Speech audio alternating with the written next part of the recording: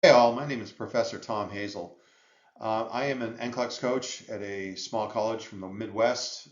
We have an online presence. It's a remote learning environment. I've been in higher ed for about 10 years, working at different universities. I used to work for the largest university in the United States, and I've been an NCLEX coach now for, gosh, on and off, probably about 10 years at least. Um, I have been a nurse since 2011. Before that, for 10 years, I was a CNA. So I've been in nursing, in and around nursing for quite some time. The reason I created this series, the reason I'm doing this, there are 10 million people on YouTube and on the internet who are sharing with you what they think is the best approach for the NCLEX RN. I have a very practical approach. If you want nuts and bolts and you want to get rid of all the other stuff, then I'm hopeful that these will work for you. What I do in my day job is I work with at-risk students and grads, at-risk students that are either preparing to graduate or grads that have graduated and have failed the NCLEX. What I do is I work with them and I get them ready for their next attempt. Now, it's not about me. Okay, none of this is about me. What the reason I'm even here is because honestly, I've had many students encourage me to start a YouTube channel. Ask me if I'm on the internet, if I've got content out there. So this isn't something that I'm doing because I want to be famous or I want to be an influencer or I want my name in the paper. This is something I'm doing because I've been asked to do it. So I will say this. Every grad I've worked with who has not passed the NCLEX, they've taken it and failed. Every grad that I've worked with who has stuck with me through the program I have created for them, they have all passed the NCLEX. Every single one of them. So I will say this, it's not about me, it's about the content, it's about the material and how you engage with it. I'm just delivering it. Just look at me as the delivery guy. So I'm hopeful that through these sessions, this is the first one I've created. I'm hoping to record more depending on demand.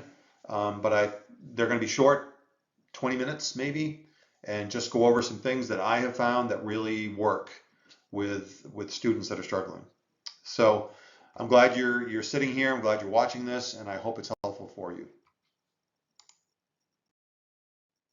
Now, where I want to start with this session is thinking like an RN. That's where we're going to start. We're not going to move far off that. So that's really what we're going to focus on. It's a developable skill, thinking like an RN. Now, here is the thing.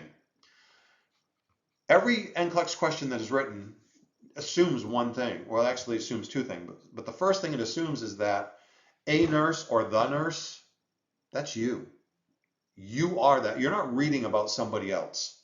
You're not like third party observing. You are the RN. That's the assumption of the test writer. The nurse, a nurse, whoever, that's you. Now, typically they will put you in a situation in a specific place. You'll either be at a community center, you'll be in the ED, you'll be in PACU, you'll be somewhere in the hospital. Sometimes you have to kind of extrapolate where you'd be. It's not always important to know, but it's good to set the scene. If I'm in the ED, I know there's certain things I'm going to be engaging with. If I have a patient come into the ED, I know they don't have a diagnosis. How do I know that? Because they're in the ED. They haven't been seen yet. We're triaging. We're trying to figure out what's going on. We're going to figure out, once we figure out what is going on, do we admit? Do we discharge? What do we do? If I'm working on a med surg unit, I know that the patient has been admitted to the hospital. Otherwise, they wouldn't be on my unit. If I'm in PACU, I know they just came out of surgery. So there are things in the question that I need to be paying attention to. Little things, I need to pay attention to those. And here's what I share with students frequently. Every single word, especially in the NCLEX, because NCLEX questions are vetted to the nth degree. Every single word in that question is there on purpose. It's not there by mistake. It didn't just like, oops, that word showed up. No, every word that's in that question is there on purpose, and it has a meaning to either lead you to the answer or distract you away from the answer. And it's up to you to use your critical thinking to figure out, do I follow that clue or do I let that clue go? So there are so many voices on the internet. There are so many people. Just for kicks, I did a little YouTube search on NCLEX prep. And oh my gosh, pages and pages and pages of all these different people who are giving their opinion on their expert opinion on what they think is the best way to prepare for the NCLEX. Now, some of these people, yeah, I think they know what they're doing. Other people, I wonder, how in the world did you, where'd you come from? Where did you get this information from? Are you even a nurse? Do you have any credentials? So there are a lot of different voices. Why should you listen to me? It's entirely up to you. As I said, I'm not here because I'm trying to become an influencer. I'm here because I've been requested to be here. There's a lot of confusion that can happen. When I work with grads, especially working with grads, during our first meeting, typically we're on Teams, we're on Microsoft Teams, and we're having a face-to-face meeting, and they will say, Professor Hazel, I'm just so confused. I'm using this, I'm using this, I'm using this, and I will just say, hold it, time out. Too much stuff. You got to narrow it down. I say 2, 3 at the most resources. Okay, no more than 3. The Saunders, this book right here, I keep this on my desk. This is an excellent resource, a comprehensive review for the NCLEX RN exam. It's Linda Silvestri is the author, along with, I think it's her daughter-in-law. I'm not exactly sure, but it's 2 Silvestris, Angela Silvestri. It's a great resource, and don't miss the title. It's a comprehensive review. So basically what it's saying is everything you need to know to get ready for the NCLEX is in this book. So this is a great resource. It comes with 6,000 plus NCLEX questions, all kinds of NGN content, online content. It's an excellent resource. I'm a big fan of the Archer Review, and I get no kickback from them. This is just my experience as an NCLEX coach. As I mentioned at the start of the video, Mark Klemek, I am a huge fan of Mark Klemek. Honestly, I have read about him, and I have met a member of his staff. Pete Savard is just a phenomenal guy, and they know what they're doing. They know what they're doing through conversations I've had with them. That's an excellent resource. It's a great way to drill down your content. If you don't know your content, as I mentioned before, Mark Klemek Review. It's not cheap, but it's a great resource. But anyway, a lot of confusion. The more resources you engage with, the more confused you're going to get. So be really careful around that. Here's the question I get more than any other question from students and grads. Professor Hazel, honestly, what the freak do I need to know? What do I need to know? That's what I'm going to focus on in these short sessions that I'm going to record and put on YouTube. I'm going to focus on what you need to know to pass the NCLEX. Okay, beyond content. And beyond content, it's a matter of headspace. Thinking like an RN. We got to talk about where your head is at. What kind of headspace are you in when you're sitting for the NCLEX? What in the world were you thinking? Okay, I don't know how many times I've said that to grads or current students. What were you thinking? We'll be reviewing a test. We'll be looking at the answers together, going over incorrect questions. And that's what I'm hoping, again, to address is your headspace. We got to talk about what's going on up there. Okay? Now, I mentioned earlier that every NCLEX question assumes 2 things. Number 1, you're the nurse. You are a nurse. The nurse is you. This is your patient. What are you going to do? Okay, that's the first thing that every NCLEX question assumes. The other thing, number 2, here it is. Everything you need to know is in the question. Now let me say that again. Everything you need to know is in the question. Everything. Now, I've heard it said that you need to remember when you're answering NCLEX questions, it's the perfect world. You have orders for everything, you have meds for everything, blah, blah, blah. That just caused me massive confusion because it didn't make any sense to me. But what does make sense to me is everything I need to know is in the question. That means I don't have to go fishing elsewhere. We call that reading into the question. Well, what about this lab value? And what about this? And maybe that. And anytime you have to think outside the question, anytime you have to reach out and pull something else in, means that you are in the wrong place. You're going to answer the question incorrectly. You're going to. What you have to do is you focus on one of 2 things in the question. Almost every question will have a diagnosis or a med or both.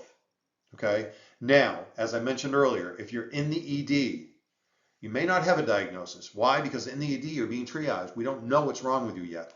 We're guessing, trying to figure it out, but we don't honestly know. Sometimes you have to extrapolate what your best guess at what the diagnosis is. They come in, they're complaining of a sore throat, they've got congestion in their chest, you throw a scope on them, you hear some crackles, you look in their throat, you see white patches. Well, I'm thinking maybe strep. Okay. Again, you have to kind of extrapolate that. We remember, as nurses, as RNs, not talking about NPs here, as RNs, we cannot diagnose, but we can critically think and say, this is what I think it is. And then the provider either confirms or doesn't confirm our suspicions. Okay. So what I'm going to do is, what I'm going to focus on right now is a nursing concept map that I created. This is, again, 10 years in higher ed, precepting students when I was working on the floor, and 10 years of a CNA, plus, just being around other nurses and experience and things I've seen and engaged with. So what we got to do, this is where you start. Now remember, first slide, a very practical approach. Here's another way to think about it. Keep your feet on the ground. Do not climb up into the tree. That's where you get lost. Keeping our feet on the ground. What's going on in my head? Which option will save my patient's life? Which option will kill them first? That's always driving me. I have got to save my patient's life. That is what drives me. So I'm thinking, which option is going to save my patient's life? Which option is going to kill them first? Now, I go to the extreme. Now we're looking to bring them better health. Beneficence. Remember the nursing, the ANA's nursing ethical principles? Beneficence. What does that mean? Bene is the root. B-E-N-E, the Latin word bene. Means good. Do good for your patient. And avoid malfeasance. The root word of malfeasance is M-A-L, maladaptive, maladjusted, malfunctioned. Okay? Malice. So if you think about the word malfeasance, the word malice is kind of in there. Non-malfeasance. We take an oath, not the Nightingale pledge that we take when we graduate nursing school. I want to do my patient good. I don't want to cause my patient harm. So that's what I'm thinking. What drives me forward is I've got to save my patient's life. So great, that's awesome. That's where I start. What are the criteria that I use? ABCs. You always start with the ABCs. Now, understand this. These steps may not always apply. And more than that, this is I don't want to say I guess it would be a strategy. This would be a strategy that you would lean in on when you're stuck. Now, when you're answering NCLEX questions, you know the answer. You're not going to have to engage any of this, right? Patient comes into the hospital. They're complaining of a lingering cough. They've got green discharge out of their nose and brown and green snot. And you listen to their chest, and it's all crackly and junk. You got a pretty good idea that's pneumonia, right? You're not going to have to go anywhere else. But when you got it narrowed down, you got it narrowed down to two. You're not quite sure which way to go, or you have no idea. You're like, wow, I don't even know what I'm doing here. All right, ABCs. Now, if the question, as I just, the scenario I just brought up, if a patient comes in and they got green snot and they've got congestion and crackles and this red throat and just like general malaise, I'm not going to go to airway. So I'm not going to go to airway because they can breathe. They can draw a breath. Their teeth are good. Their tongue's good. Their cheeks are good. Their sinuses, everything. Their nares are intact. I'm not worried about the airway. I'm worried about the B. I'm worried about breathing. So keep in mind, you got to use some critical thinking with this. You can't just say, well, Professor Hazel said you got to go ABCs. If it's focusing on B, you're going to stick with B. Okay? So, but that's where I go first, ABCs. Now, what happens if ABCs aren't present in the question? Good question. Maslow. Okay, so 1, 2, 3 is ABCs. 4 and 5 are Maslow. Physiological needs. You always start there. Why? Because that's the bottom of the pyramid. Physiological needs. Air, food, water, shelter. There's a few others. But that's what I got a homeless guy comes wandering in off the street in the ED. It's a cold, cold winter night, 34 degrees. It's raining and snowing, drenched to the bone. Am I going to start pummeling him with questions about, have you been to college or what's your high school? No, I'm going to get him out of those wet clothes. I'm going to get into some dry scrubs. Hey, you hungry? Are you thirsty? We start there, and then we go up to safety. Now, hear this, and this is important. When you're talking about Maslow's pyramid, when you're talking about the NCLEX, what does the NCLEX want from you? It wants to know, if I give you a human to take care of, will you help save their life or will you cause them harm? That's what it wants to know. What does that mean? Safety. Safety. Now, beyond that, the NCSBN says this. If you go to ncsbn.com or you go to nclex.com and do a little reading up, you will see the NCLEX is testing you for minimal competency. Now, don't miss the first word. Minimal competency. What does that mean? Do you have enough brains to keep your patient alive? Are you minimally competent to bring them health and safety? This is where I said before, keep your feet on the ground. Don't climb up in the tree. Don't do that.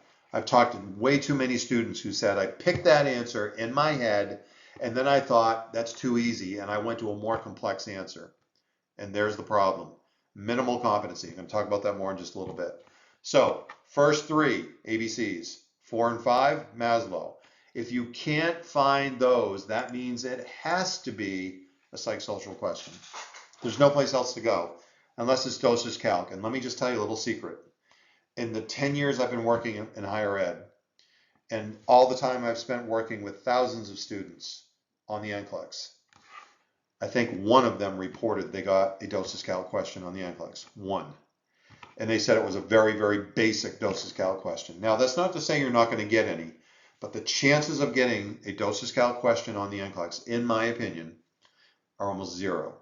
So don't stress on that. You should know that stuff, but honestly, we don't use it anymore. You get a bag of IV fluid from the pharmacy, comes up in the tube, says rate on it, how much is in it, what the infusion rate is. You hang it on the pump, you plug the numbers in, and you hit go. That's it. Okay? So the only time, honestly, I ever saw a nurse do a drip calculation was in the ED. They hung a bag of 09 and they eyeballed it for about 100. They just eyeballed it. 100 drips a minute. That looks good. And off it went. Okay? So if it's not those 5, it's going to be psychosocial. Now, here's a dead giveaway for psychosocial questions. They usually have a variation of this phrase. The nurse's best response is. So if you get some kind of scenario where a patient is coming to you and they're in distress, they just got a terminal diagnosis, maybe they have a psych disorder, whatever. They have reached the end of their coping skills, and now they're looking to you to help them. That's a psychosocial situation. So understand that. If you get a patient coming to you in distress, asking you, what am I going to do? What should I do? The nurse's best response is the response that you would want to hear if you were the one asking the question. Okay? Put yourself in their position. Now, where you're going to be careful with this is some psychosocial questions, your patient is dangerous, to put it simply. They're not safe. In that case, you're not going to give them the answer they want to hear because they're trying to bully you. Okay, and remember, as an RN, this is something you need to be very mindful of. As an RN, our job is to manage the milieu. We manage the milieu. You will have up to 6 patients at a time. In some facilities, even more than that. But if you're working the floor, typically 6 patients at a time, that your job is to manage them. And by managing them, you help the other nurses manage the milieu. When I used to come into work, I used to work 7A to 7P. And I would come in and the overnight nurses would say, oh my God, this unit has just been a nightmare. The patients are out of control. Here's my response. Not today and not on my shift. Because if our milieu sucks, it's nobody's fault but ours because we let it get that way. So anyway, I digress. Psychosocial questions goes to the word psych, or psycho in Latin means the soul. So psychosocial questions are talking about a soulish concern, right? Respond to that question the way you'd want to be responded to if you were asking the question. Okay, so that's all I'm going to say about psychosocial. Maybe someday it is a client needs category. There are 8 client needs categories on the NCLEX, and psychosocial is one of them. Someday I'll probably record a session on that depending on want and or need. Okay. All right, just going over my notes, make sure I got everything.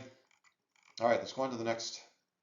Oh, okay, so here's something I want to touch on before I go to the next slide. We're going to look at a few more things, but from this point forward, doesn't matter if it's an ABC, Maslow, or psychosocial, the steps we take are exactly the same. Exactly the same. So let's take a look.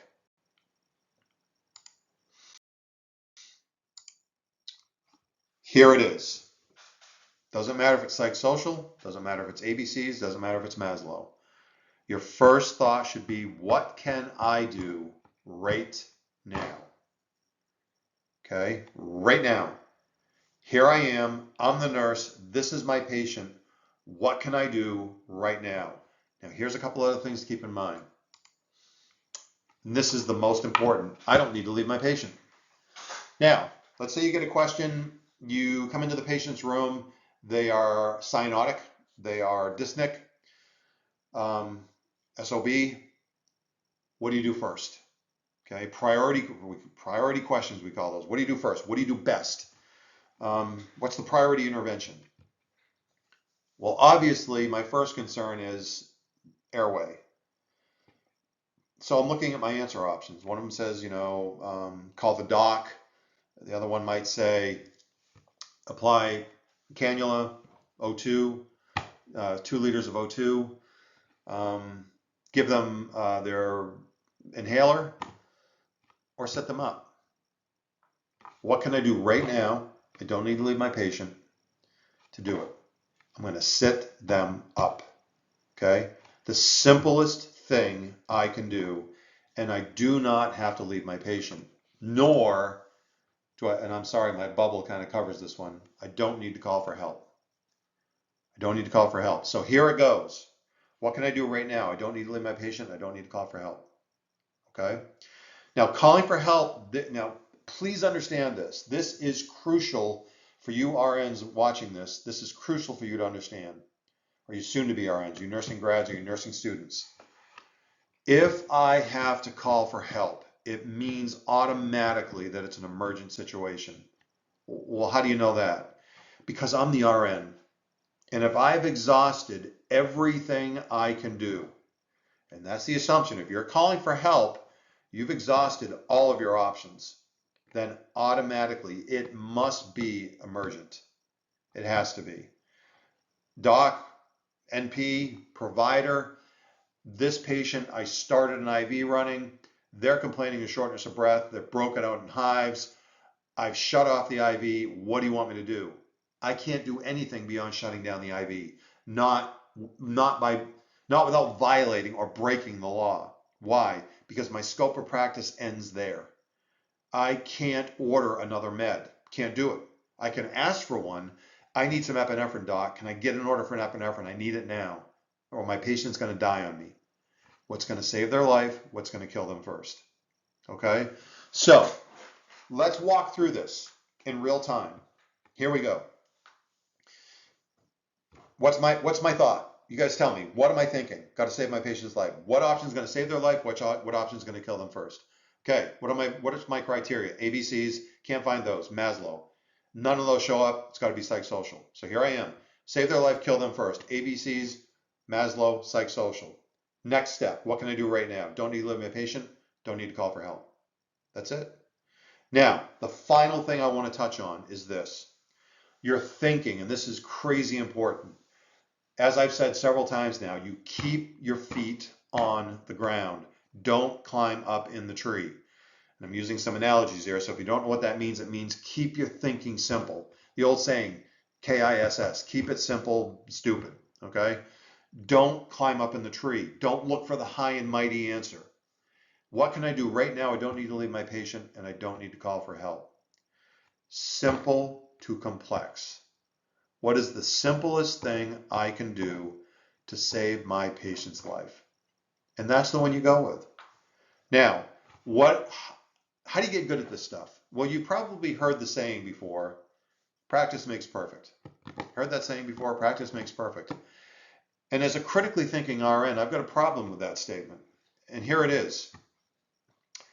What happens if I'm practicing it imperfectly? Well, I'll reach perfection, but it will be imperfect perfection. So let's put it in a real life situation. I want to play the piano. So I just sit down every day at the piano and I start banging away on random keys. And that's what I do every single day. I'm practicing, and you know what I end up with? Perfect imperfection. I can't play a chord. Nobody has any idea what I'm trying to do. But if I get a coach or a teacher and I start learning chords and I practice those chords, and then I start practicing more chords, and I start practicing songs, chopsticks, and maybe I move up to Mary Had a Little Lamb, and then before I know it, I'm playing some classical and maybe some jazz. Perfect practice makes perfect. Now, here it is. For the NCLEX, do you have to be perfect? No, you don't. No, you don't. You have to prove to the NCLEX that you are safe, that you are more safe than you are unsafe. Well, what does that mean? Nobody knows for sure. Seriously, nobody knows for sure. The NCSBN knows. There's some crazy long algorithm that they use. But once the test determines that you are more safe than you are unsafe, it will shut off and you will pass. If you prove to the test that you are more unsafe than you are safe, then the test will keep feeding you questions, hoping or waiting for you to come up above that safety line. Are you more safe than you are unsafe? If you can't get above the safety line, then anywhere from 85 to 150 questions, the test will shut off and you will not pass. So I hope this has been helpful for you. And again, I told you I was going to try to keep it short. I went about 25 minutes, so I apologize. I said I was going to try to keep it at 20. Best day ever nursing. It's my favorite phrase. I use it all the time in nursing school and with students. Keeping it simple since 2011. If you have any questions, please drop them into the comments. I'm not after likes and shares, but if you like what you saw, then tell somebody and let them know. And thanks a lot for sticking around. I appreciate it. Bye-bye.